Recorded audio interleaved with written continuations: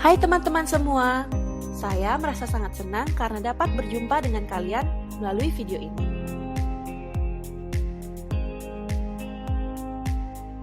Pada kesempatan kali ini, kita akan belajar bersama mengenai alur proses dan tata cara penggunaan digital payment atau biasa disingkat dengan DigiPay. Sebelum kita belajar lebih jauh lagi, apakah teman-teman sudah tahu apa itu digital payment?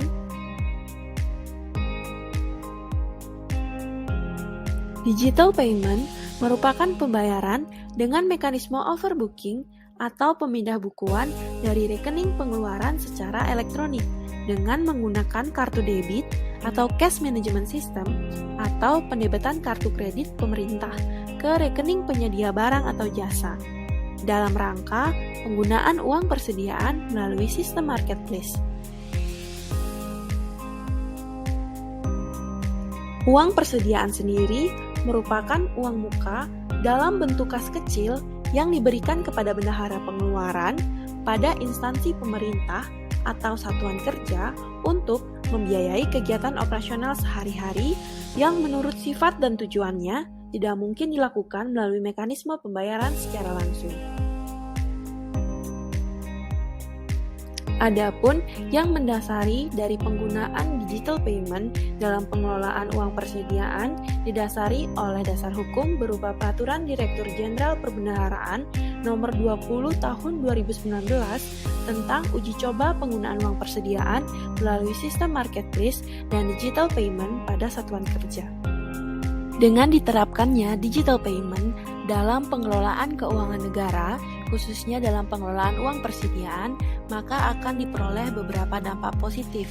Contohnya saja, tercapainya tujuan sistem pembayaran pemerintah yang efektif dan efisien, integrasi pemesanan, pembayaran, dan informasi perpajakan, kemudian terciptanya ekosistem belanja yang melibatkan satker, penyedia barang jasa, perbankan, dan pemerintah. Kemudian yang terakhir yaitu terciptanya dukungan pemerintah dalam mendorong usaha mikro kecil dan menengah.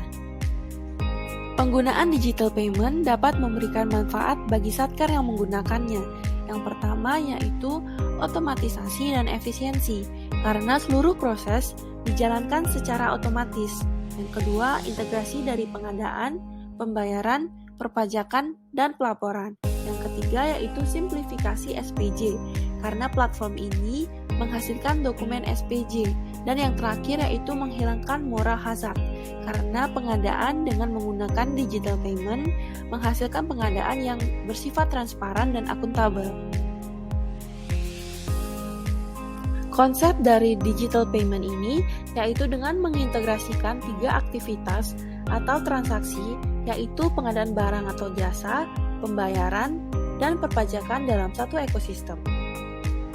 Pertama-tama terjadi transaksi pengadaan barang atau jasa, yaitu di mana satker melakukan transaksi pengadaan barang atau jasa yang dibiayai dari uang persediaan.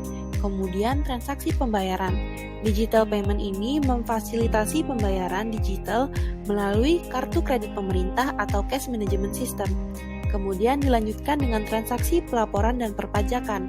DigiPay dilengkapi dengan fitur perhitungan dan pembayaran pajaknya, serta dokumen pertanggungjawaban atau pelaporan, baik itu SPBY dan kwitansi. Dalam penggunaan digital payment sendiri, terdapat beberapa prinsip, yaitu yang pertama, validasi dan verifikasi. Semua user harus divalidasi dan diverifikasi secara berjenjang. Kemudian, term of payment. Pembayaran hanya boleh dilakukan setelah barang atau jasa telah diterima. Kemudian, approval. Setiap tahapan transaksi harus melalui proses approval dari pejabat yang berwenang. Dan yang terakhir, cashless. Pembayaran hanya bisa dilakukan secara non-tunai. Adapun beberapa pejabat yang terlibat dalam pengadaan melalui digital payment ini, yaitu kuasa pengguna anggaran atau KPA, kemudian Kasubag Tata Usaha, kemudian pemesan, kemudian pejabat pembuat komitmen, pejabat pengadaan, dan bendahara pengeluaran. Berikutnya akan saya sampaikan mengenai alur proses dari penggunaan digital payment. Pertama, kuasa pengguna anggaran atau KPA meminta pengadaan kepada Kasubag Tata Usaha. Kemudian Kasubag TU meneruskan permintaan kepada pemesan. Pemesan ini kemudian akan melaksanakan pengecekan terhadap ketersediaan uang. Setelah dilakukan pengecekan terhadap ketersediaan uang, apabila uang yang tersedia dianggap cukup, maka pemesan akan melakukan pemesanan barang melalui katalog. Kemudian dilanjutkan dengan menyerahkannya kepada PPK. Kemudian PPK ini akan menguji kebenaran data dan memerintahkan pengadaan.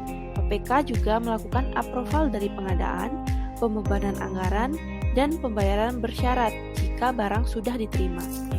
Setelah kebenaran data telah diuji oleh PPK dan PPK telah memerintahkan pengadaan, maka selanjutnya akan dilanjutkan oleh pejabat pengadaan, di mana pejabat pengadaan ini akan melakukan pengadaan, negosiasi dengan vendor, dan pemilihan cara bayar, baik itu cara bayar dengan menggunakan kartu kredit pemerintah atau dengan cash management system.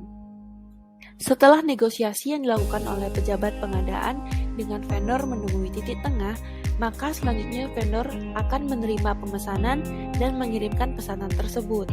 Adapun pesanan tersebut selanjutnya akan diterima oleh penerima barang atau staf PPK. Setelah barang diterima oleh penerima barang, maka selanjutnya bendahara wajib melakukan pembayaran transaksi karena berdasarkan dengan prinsip digital payment, term of payment-nya adalah setelah barang atau jasa diterima oleh penerima barang. Sekian video pada kali ini, semoga video ini dapat memberikan manfaat bagi kalian semua. Terima kasih sudah menonton, sampai jumpa.